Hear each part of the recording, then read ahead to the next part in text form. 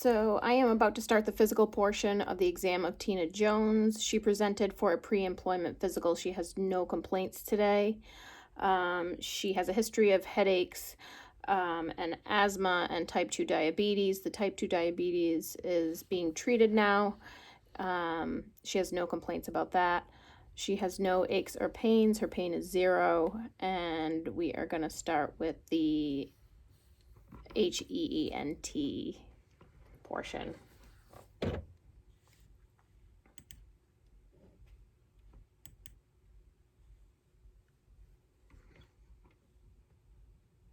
Okay, Tina, I'm just going to take a look around and palpate your scalp.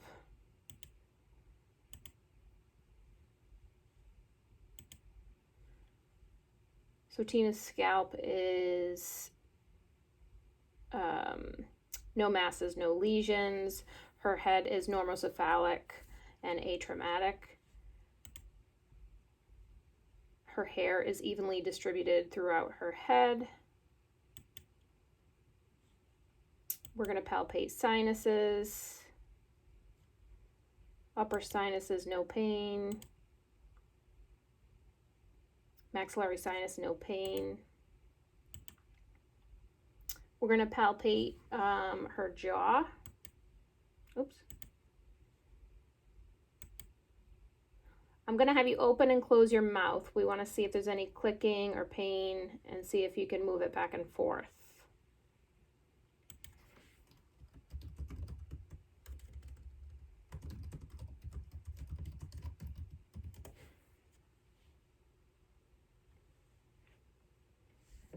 No clicks, and she's got full range of motion of her jaw. All right, we're going to palpate the lymph nodes.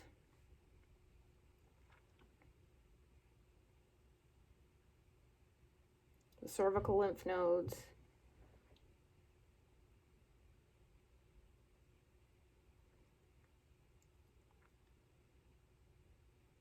And there's no lymphadenopathy.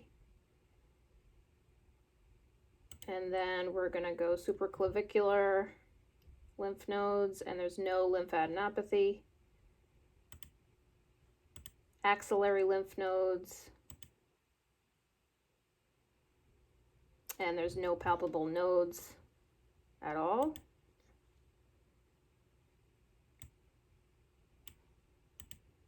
I'm going to palpate the thyroid. I'm going to have you swallow some water. So the thyroid is smooth with no nodules and no goiter. She is wearing corrective lenses today. We're inspecting the eyes. The sclera is white and the pupils are normal. Upper eyelids, the conjunctiva are pink and moist. Lower eyelids, oops, went to the upper again. Lower eyelids, pink and moist. No abnormalities.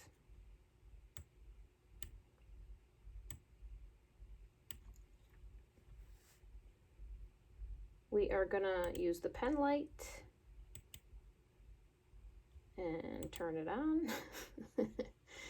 Her right eye pupil is reactive to the light. Her left eye is reactive to the light, so her pupils are equal, round, and reactive to light.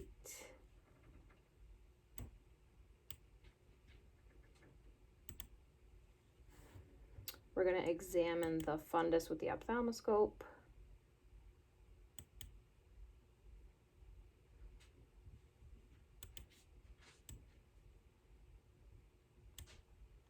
And her right eye shows some retinopathic changes, some mild changes.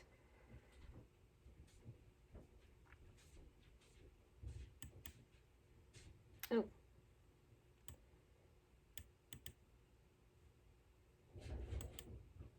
And her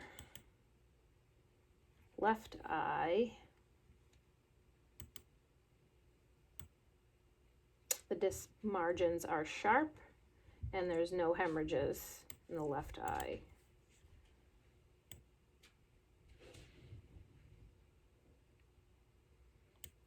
We are going to assess her extraocular eye movements.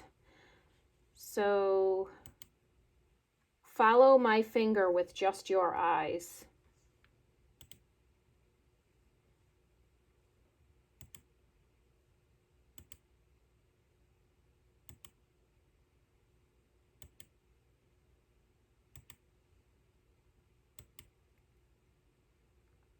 So her EOMs are normal in all directions, and testing for convergence, and that is normal.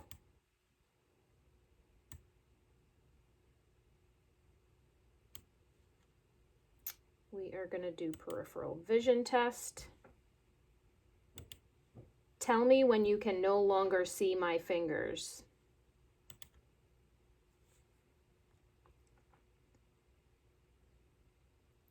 And her peripheral vision is intact bilaterally. We're going to use the Snellen chart and have her cover her left eye. And we're going to have her read this line. So wearing corrective lenses, her right eye is 20/20. So now I'm going to test her left eye. Please cover your right eye.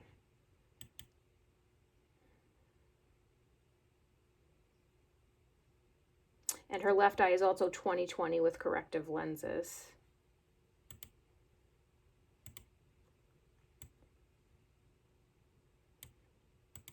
We're going to take a look at her ears. Her right ear externally is normal. Left ear is also normal. They're symmetrical. And we're going to go back and get the otoscope and take a look inside. Looking in her right ear, there's a positive light reflex, and her tympanic membrane is pearly gray. Her left ear, positive light reflex and a pearly gray TM.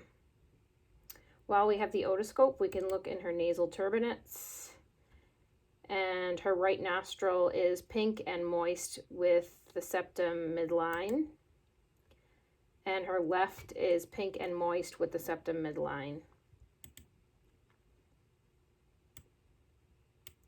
We're also going to inspect her mouth. The uvula is midline. It's pink and moist oral mucosa.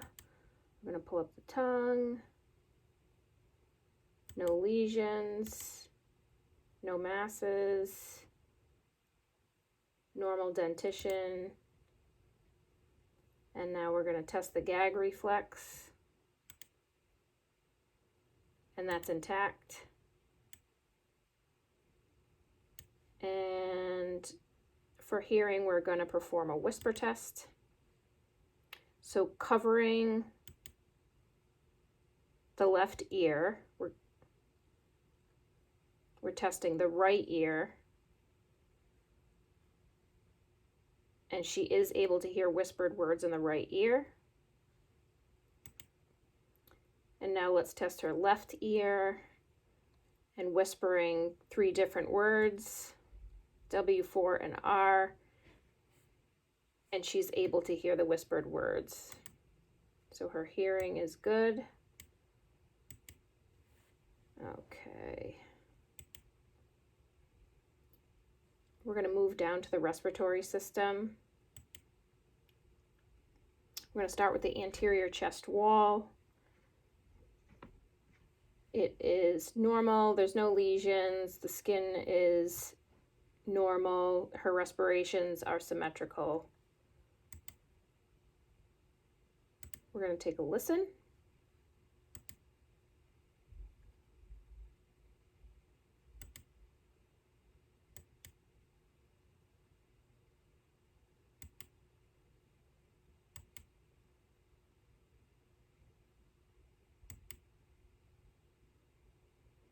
Her lung sounds are clear with no adventitious sounds in the anterior chest.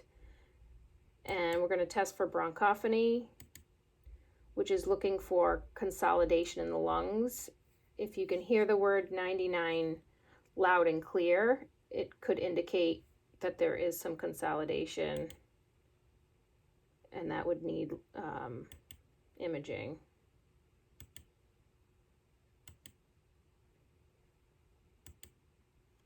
So bronchophony is good.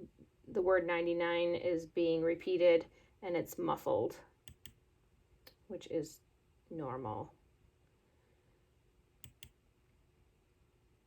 I'm going to do some percussion.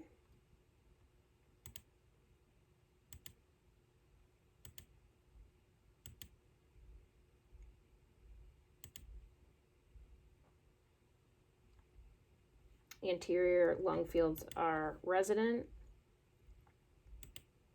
We're going to palpate for tactile fremitus. And she has normal anterior fremitus.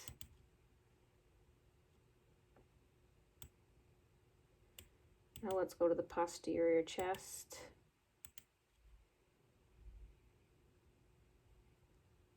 There's no visible abnormalities, and her respirations are symmetric on the posterior. We're going to palpate again for tactile fremitus.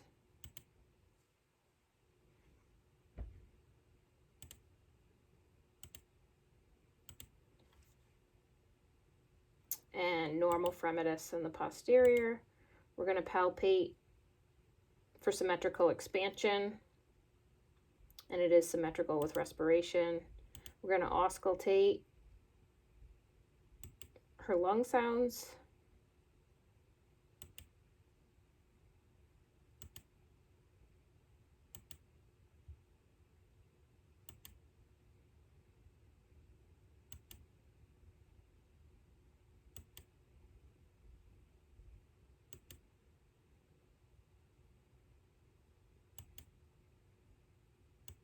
All lung sounds are clear to auscultation, and there's no adventitious sounds, no cough, no wheeze.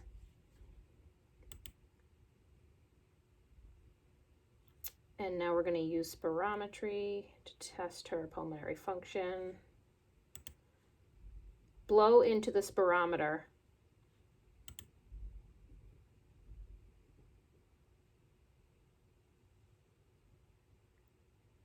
And the FVC and FEV fraction is normal. Okay. Oops.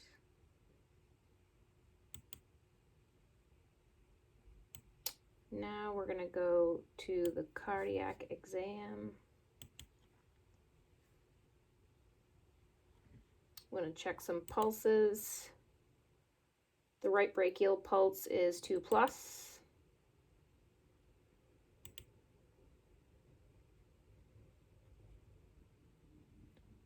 The right radial pulse is 2+. The left brachial pulse is 2+. And the left radial pulse is 2+.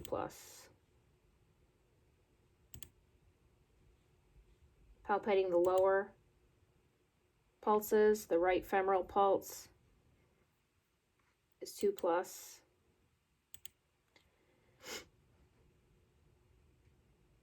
The left femoral pulse is also 2+.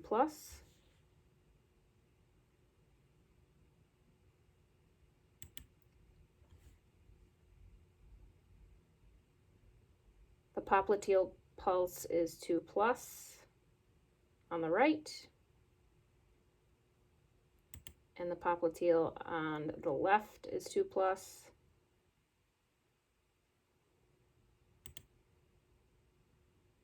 The left tibial pulse is 2+. And the dorsalis pedis is 2+. The right tibial pulse is 2+, and the right dorsalis pedis is 2+. So the peripheral pulses are normal.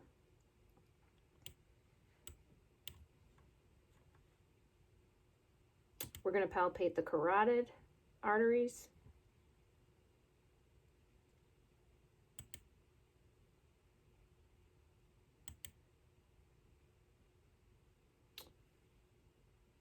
It's 2+ with no thrill on the right and 2+ with no thrill on the left.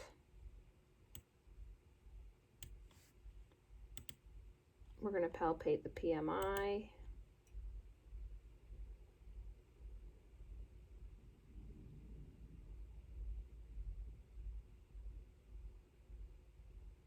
We're looking for the point of maximal impulse. We're going to have the patient turn to her left side.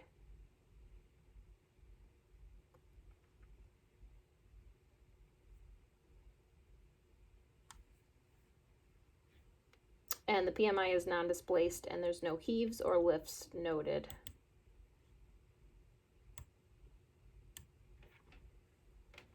Okay. Let's listen to the heart. Using the bell, I can hear S1, S2, and no S3, S4. And that was in the aortic area, and the pulmonic is the same, S1 and S2. Erb's point, S1 and S2. No S3, no S4. Tricuspid with the bell, S1, S2. Mitral area with the bell, S1, S2. We're going to flip it to the diaphragm. It's a regular rate and rhythm with S1, S2, no murmur. In the aortic area, no murmur found in the pulmonic area. Erb's point, no murmurs heard. Tricuspid and mitral, S1 and S2, no murmur. And it's, again, regular rate and rhythm.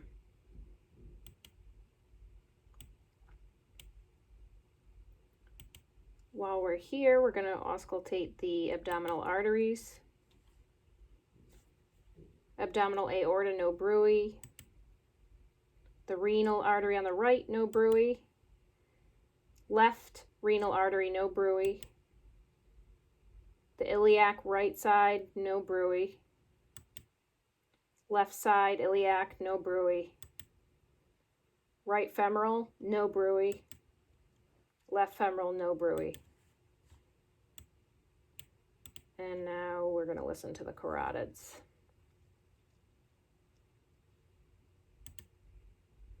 On the right, no bruit in the carotid, and the left, no bruit.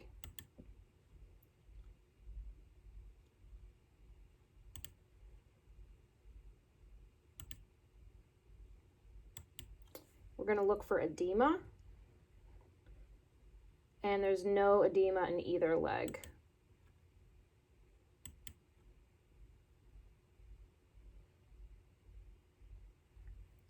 While we're looking at the legs, we're going to look at cap refill in the toes.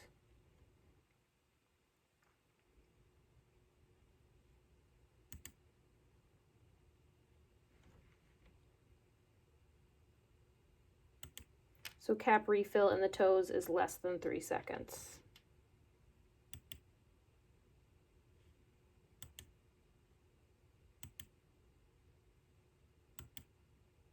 Cap refill in the fingers.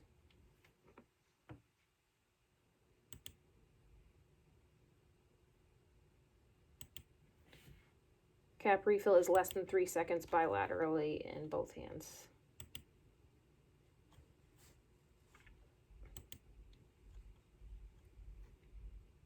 Okay, we're going to inspect the abdomen. From the left side, we can see that the abdomen is protuberant. Striae is noted. This coarse hair from the pubis to the umbilicus. And again, there's no masses noted, no lesions, but there is striae, some darkening around the umbilicus.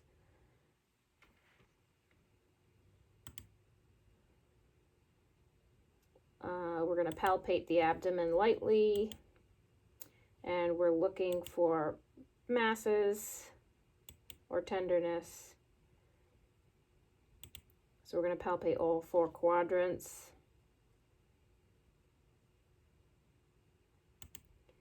And the abdomen in all 4 quadrants, soft, no masses to light pressure. Deep palpation, we're looking for masses, guarding, tenderness.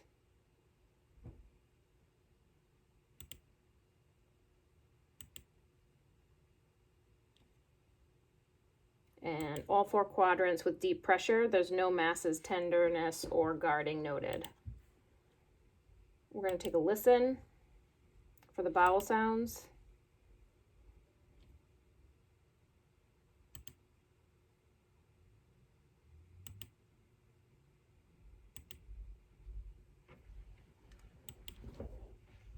And the bowel sounds are normoactive in all 4 quadrants. We're going to palpate some organs. Palpating the liver 1 centimeter below the right costal margin.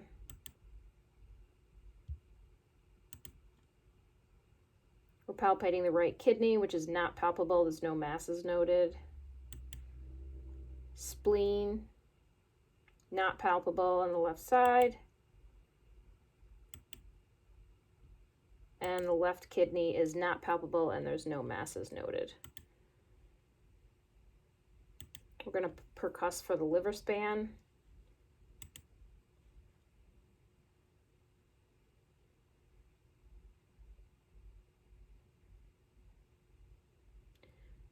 So the percussed liver span is 7 centimeters, midclavicular line on percussion.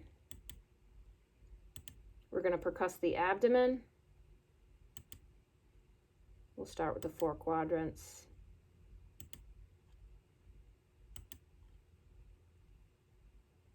The 4 quadrants are tympanic with no dullness at the spleen. We're going to assess the patient for CVA tenderness in the back.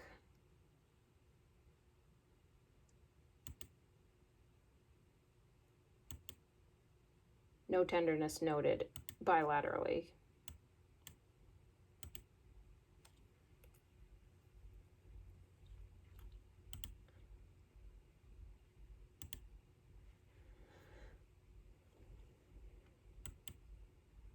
So now we're going to look at the musculoskeletal system.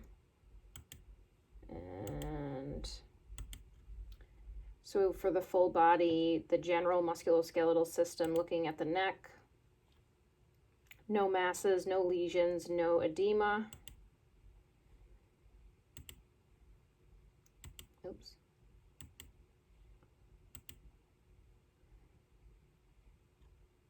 Arms, no masses, no lesions. Shoulders, biceps look normal. No edema, no masses. Hips look symmetrical. Shoulders are symmetrical. Anteriorly, laterally, and posteriorly symmetric.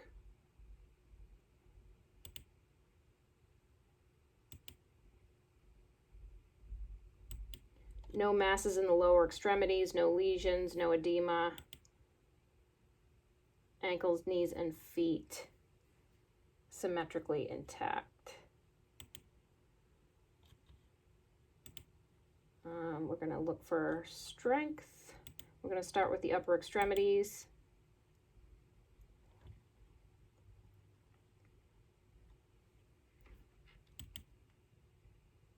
Turn your head to the right and I will resist your movement with my hand.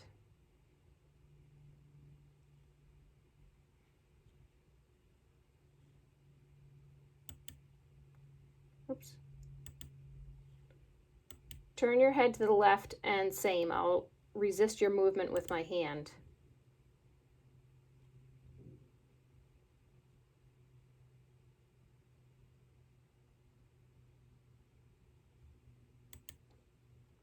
Tilt your head to the right, I'm going to resist you.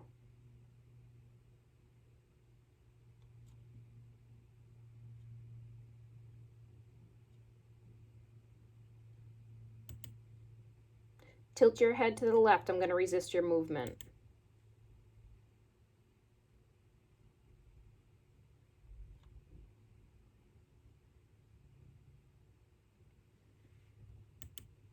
Tilt your head down.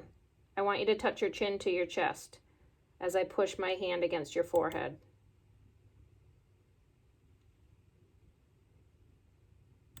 Neck strength is intact. Biceps. Curl your arms up. And now push your forearms against me.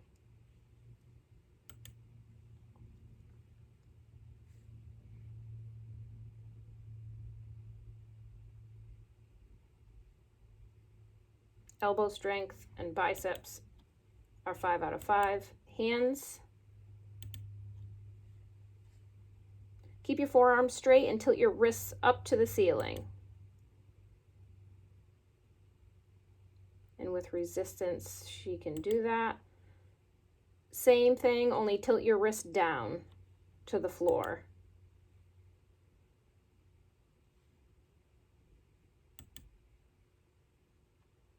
With each hand, grasp my fingers and squeeze lightly.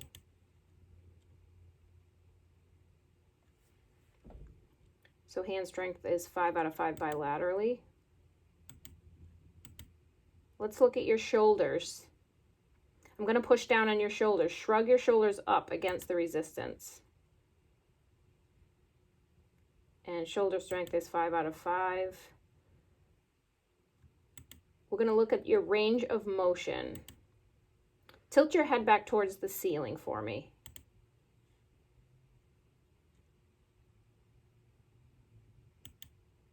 Touch your chin to your chest.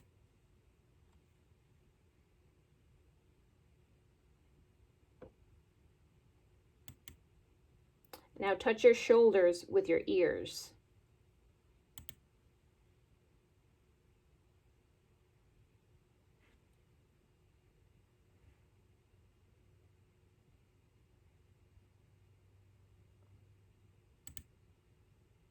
Turn your head from side to side.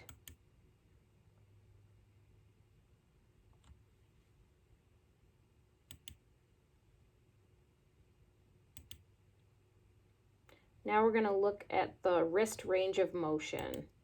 So turn your wrists to bring your fingers together and then apart. Adduction and abduction. Extension. Put your hands out, palms down, and point your fingers towards the ceiling.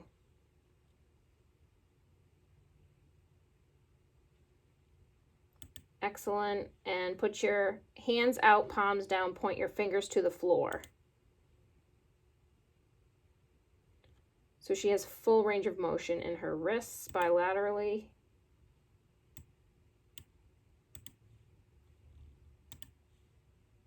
Bend back as far as you can. We're looking at your spine now.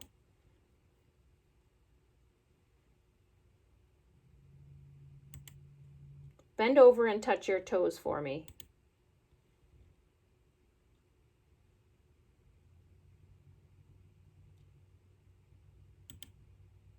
Bend your waist side to side.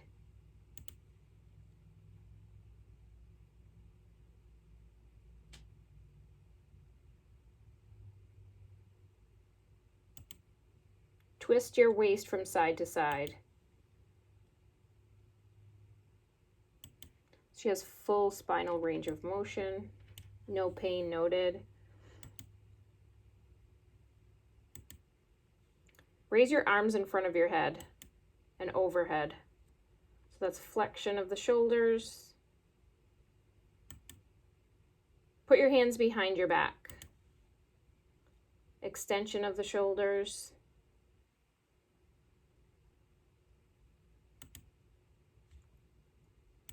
Cross each arm in front of your body, and that's adduction. So she has full range of motion in her shoulders.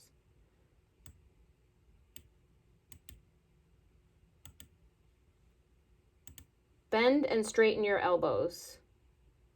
Flexion and extension of her elbows. Turn your palms up to the ceiling, then down to the floor. Supine and prone.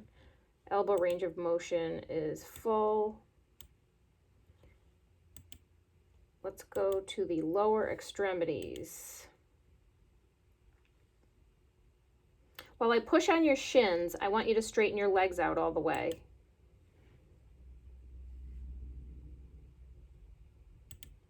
Knee strength is 5 out of 5.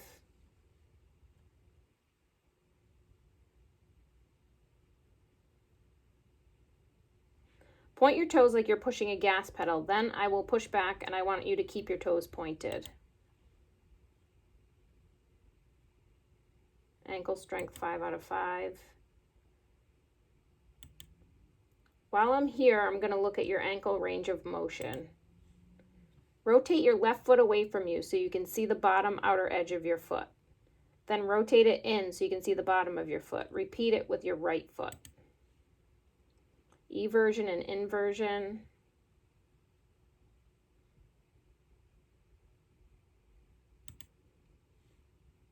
Point your toes to the ceiling and then towards the floor.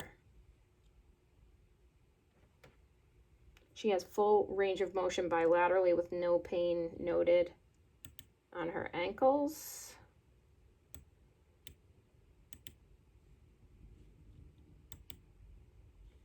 Straighten your legs.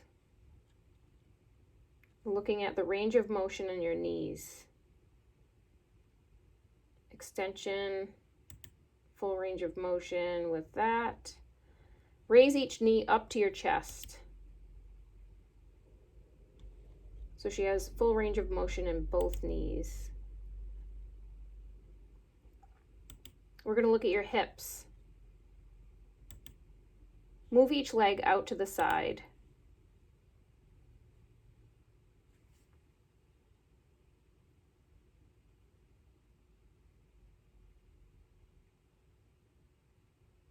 So that's abducting.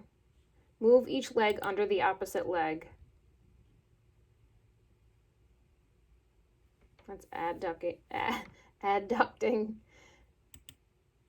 Lying on your stomach, lift your heels towards the ceiling.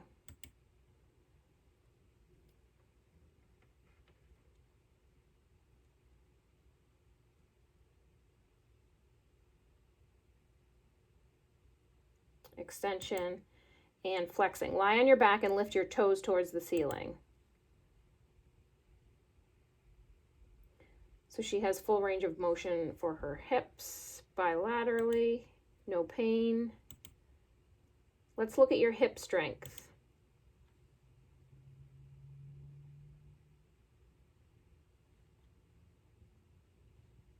I'm going to resist your movement. Push your knees up towards the ceiling.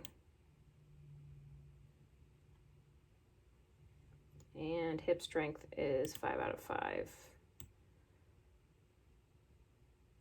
Okay. So now we're going to start with the neurological exam. I believe I just had. So I'm going to ask you some simple questions. What is your name and date of birth? What is your name and date of birth?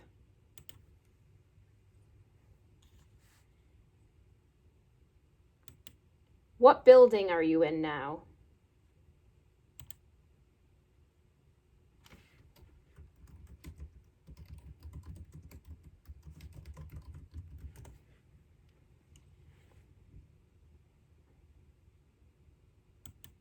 What is the date and the year?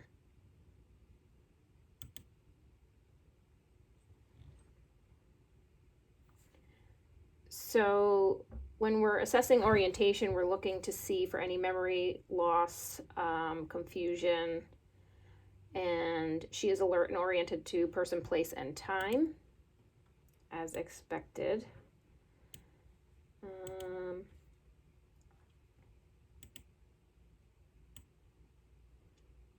We're going to start with the upper motor skills for the neuro check. So we're going to check point-to-point movements. Close your eyes and touch your fingers to your nose.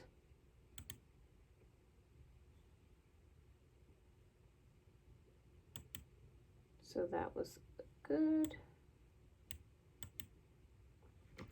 We're going to look at rapid alternating movements.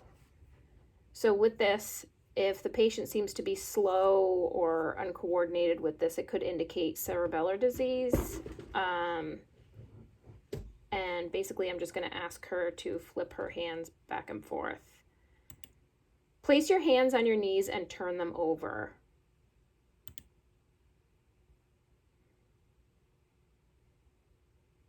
So she's able to do that smoothly and quickly.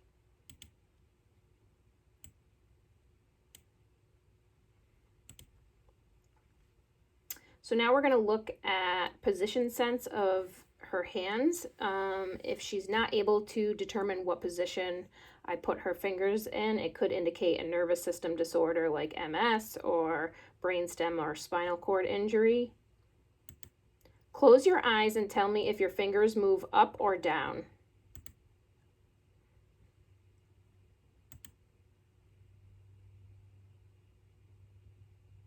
So left hand is good for position sense, and right hand is also good for position sense.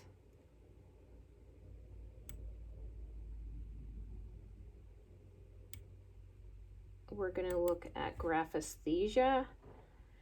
If the patient is unable to identify a number or letter, it can indicate damage of the sensory cortex or the parietal lobe or Alzheimer's even.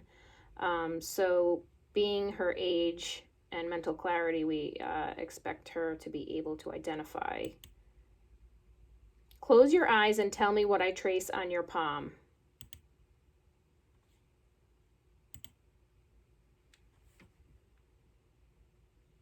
So that was good on the left hand. She identified the A and the 8 on the right hand. So that was normal. Stereogenesis is identification. It indicates the same type of problems or disorders. So she needs to identify objects while her eyes are closed in the palm of her hand. Close your eyes and tell me what I put in your hand.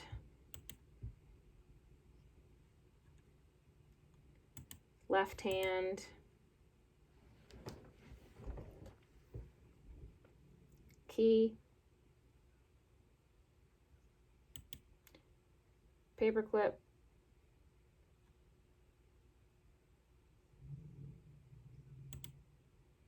And coin. And then stereogenesis of the right hand. Key. Paperclip.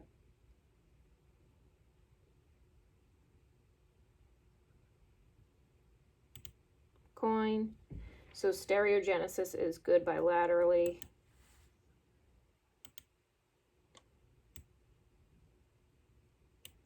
We are going to test or assess her upper pain and light touch response.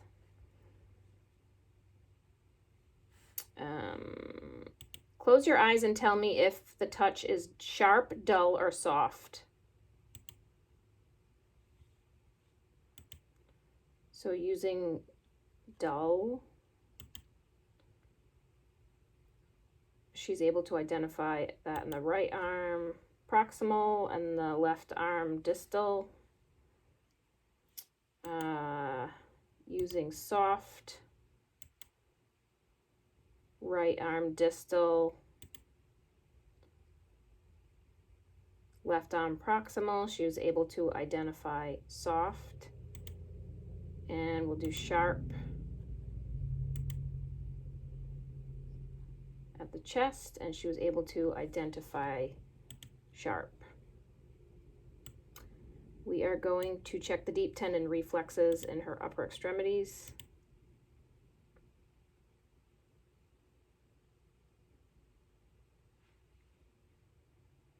So her right triceps deep tendon reflex is 2+.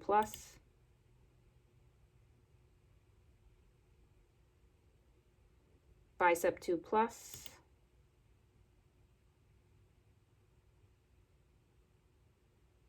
Brachioradialis 2+. And over to the left side,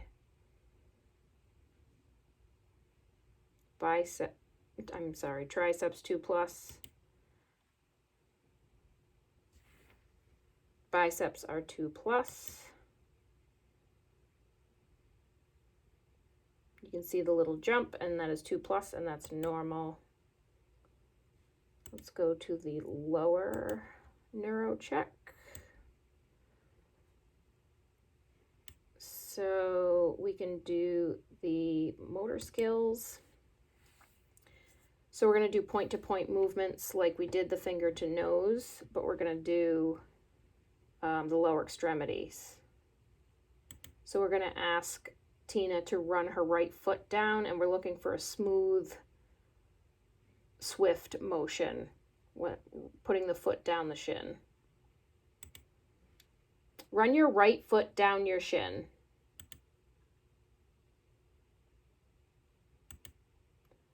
Run your right foot down your shin. And as you can see, that was quick and smooth. Run your left foot down your right shin.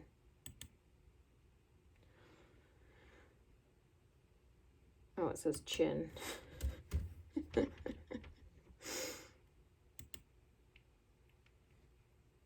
And it was swift and smooth. So we're going to do the position sense only in the toes. Close your eyes and say if your toe moves up or down.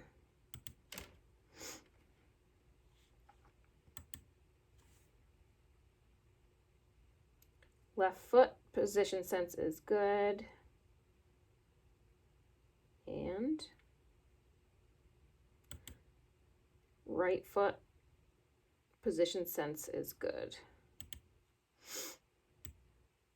And now we're going to do pain or light touch. Lower extremities. Close your eyes and tell me if the touch is sharp, dull, or soft.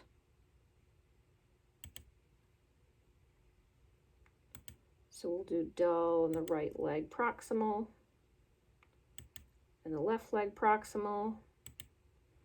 We're going to do soft in the right leg distal. And then we're going to do sharp left leg distal. So her pain and light touch response is intact.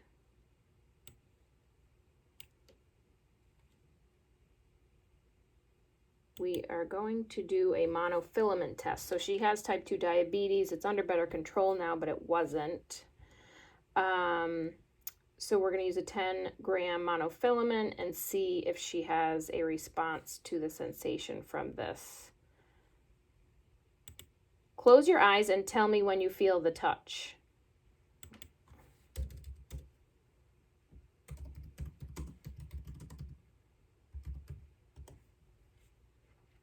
So a decreased sensation could indicate neuropathy, which could be related to her diabetes.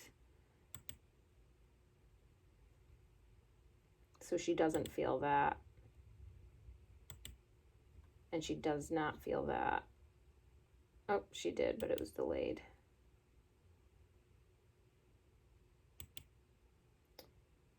So her right foot has a slight decrease in the plantar surface near the big toe. Left foot, nothing in the big toe. So decreased sensation in the left foot.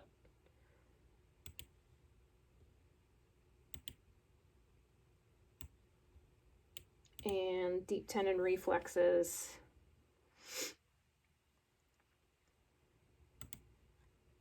Knees, so you want to see a little jump. And that's 2+ and normal in the right. 2+ and normal in the left. We're going to look at the ankles. 2+ in the right. 2+ in the left. So that's normal. Let's go back.